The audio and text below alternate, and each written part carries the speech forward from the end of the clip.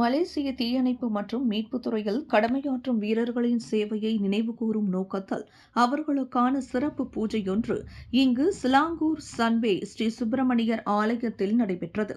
மலேசிய இந்திய தீயணைப்பு படை வீரர்கள் சங்கம் ஏற்பாட்டில் நடைபெற்ற அந்த சிறப்பு பூஜையில் நாடு முழுவதிலும் இருந்து இந்திய தீயணைப்பு படை வீரர்கள் 120 பேர் கலந்து கொண்டனர்.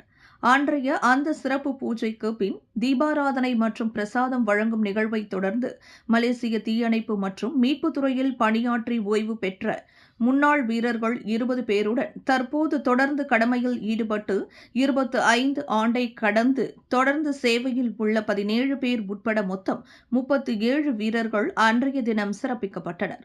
இந்த தினமானது தீ விபத்தின் போது தங்கள் உயிரை துச்சமென மதித்து பணியாற்றும் தீயணைப்பு வீரர்கள் புயல், வெள்ளம் போன்ற பேரிடர்களால் மக்கள் பாதிக்கப்படும் போது ஆற்றி வரும் கடமையை நினைவு கூர்ந்து நன்றி கூறும் ஒரு விழா என அதன் ஏற்பாட்டாளர்கள் தெரிவித்தனர்.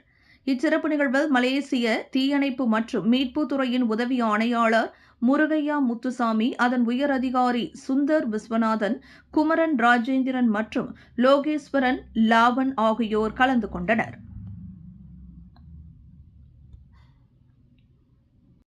விலையில் மேலும் செய்திகளை தெரிந்து கொள்ள கீழே இருக்கும் பெல் பட்டனை அழுத்துங்கள்.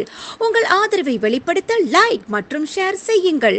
தொடர்ந்து விண்வெளியுடன் உங்கள் பயணத்தை தொடர்ந்திருக்க சப்ஸ்கிரைப் செய்யுங்கள்.